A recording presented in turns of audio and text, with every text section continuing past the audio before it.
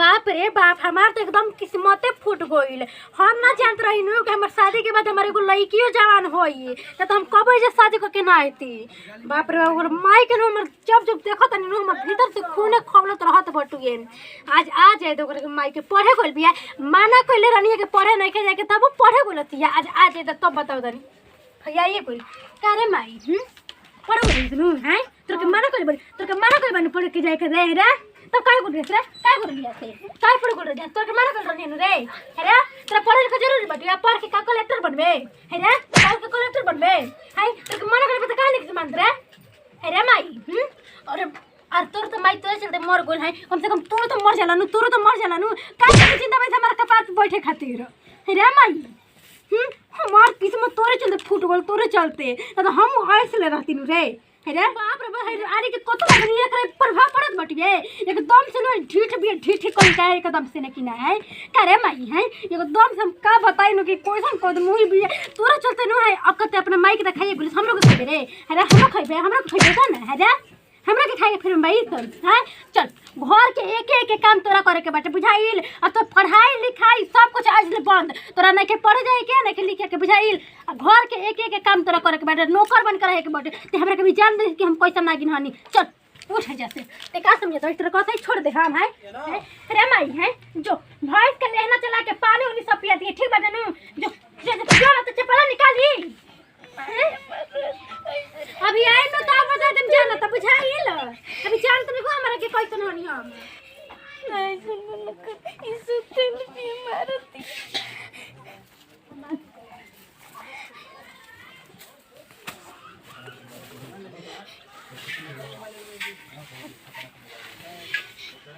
मार तो पर हमरो पारी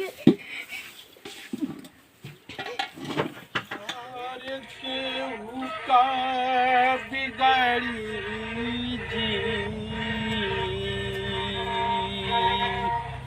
राम ना बिगड़ी हन जेकर केहू का बिगाड़ी जी और केहू का बिगाड़ी जी राम ना बिगड़ी हन। अरे बुझिया अरे बुझिया कैसे चले रहली अरे वो दिन रही ऐसे कर अरे तू ये दिन याद कर कि हमरा के दाना कर सले है हैं मान में तने कि ऐसे तो गलती हो गल रहे कैसे गलती हैं सबते रही तो का चंद्री की हुआ दिन रही तुहे जहानी रही तोर हैं बुझिया तोरे गुड़ा अरे खींचा तचीरा अरे बेटी ये बूढ़ी माता के रुआ काहे घर से भगावतन काहे धक्का देतन। अरे बाबा गोड़ लगतनी रवा के लेकिन सौभाग्य रह पुत्री ई बूढ़ी माता ना बाबा ई कोई ना कि हमरा के दिन नागिन या नागिन। अरे ऐसे काहे कहत रू बेटी बोल दे बेटी हमरा के सच कहत नहीं बाबा हमरा पे ऊ अत्याचार कइलिया जो भगवान भी देखत है तो उठत है तू रहे दे बेटी अपना ये बूढ़ महतारी के तू मत सताव काहे माई तारे के काहे घर से निकाल तरी बेटी का कही बाबा ओका त काहे में शर्म लागत है एकरा हमरा से बहुत बड़ा गलती हो गई। हम ना जानने कि आज हमार परिवार में कल कोई और का परी हो सकता है। हम ओकरे कुछ ना जानत रही हम बाबा ई के कही हम ही करत नहीं बड़ा गलती हो गई बाबा। जब हम छोटी रही ना त हमार माई हमरा के छोड़ के दुनिया से मर गईली त हमार बाबूजी दूसर शादी कइना। जब ई आईली ना त हमरा के बेटी ना ई बड़का दुश्मन समझत रहली। ऐसे मत कर बेटी अरे माई तो माई होली। अरे काहे के निकाला तारू हर बिटिया अपन माई के काहे के निकाला तारू।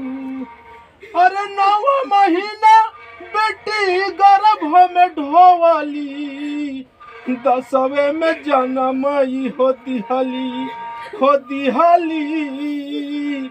10वें में जन्म हो दिहली।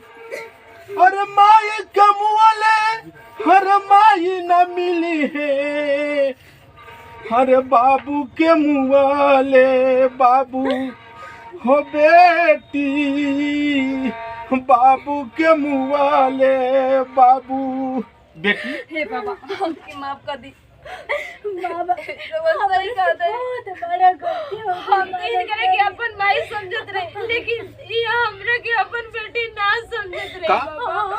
तू अपन माई का सौतेली माई है बेटी? हाँ बाबा, ये हमरा ऊपर सौतेली रही, बहुत मार मारत रही बाबा। अरे कार मतवा तोरो ना बुझात रहे? बताओ तोर कगो औलाद बड़ो? तोर कोख से भगवान कगो औलाद दिल बड़ो मतवा? हाँ, कितना घोर कलयुग तू पाप करता रही, बताओ। बहुत बड़ा हमसे गलती हो गई लोगन।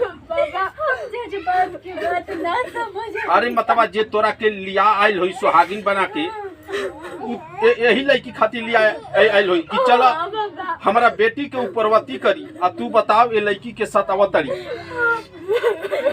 का बताइए अगर हमारा कुछ ना बुझाई, दुश्मन जैसे निकले जरे व्यवहार कई। अरे मतवा दुनिया में केहू के लड़की ना होला तो कोई गोद लेके लड़की के बियाह शादी करके कन्यादान दे के अपन जान पवित्र करेला, आ तू ये बेटी के तू भागावतरू। मुझे माफ कर दे रे बेटी, हमसे बहुत बड़ा गलती हो गई। तो क्या आज के बाद ऐसा कोनो गलती मत करिए, दोनों जन में कोनो नहीं कहतनी।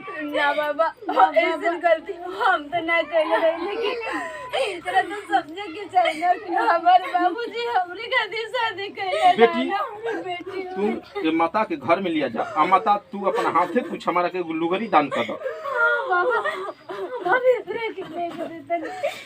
हमारे घर आज बस आज न रहती तो पता न कौन दिन के पहले। चल भाई रोवा जा मत बेटी, बाहर दुनिया के लोग दुनिया क्यों ना नरक में जाता। बतावा वो बेचारे शादी करके लिए हुई कि हमारे बेटी के परवती करी। हरे काहे के निकाला तारू, हरे बिटिया अपन माई के काहे के निकाला तारू। देही माता जय हो गुरु गोरखनाथ। चलते हमारे घर फिर से बस गए न तो हम जौन गलती कैले रही ओकर तो सजा मौत ही रहला। ठीक हो माता, हम ओहू बेटी के समझा दिल बनी, तहरो के आज के बाद ऐसे गलती मत करिहा। ठीक हो बाबा, अब हम चलत तनी। ठीक हो प्रणाम बाबा। सुहागिन रह माता। हरे तू हूँ अपन माई के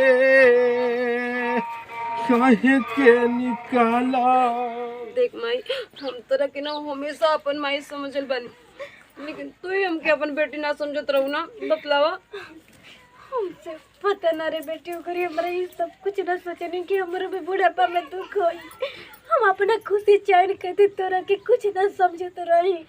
चल जाए दे माई, आज बाबा के चलते हमने के वो खुशी वाला दिन आ गइल।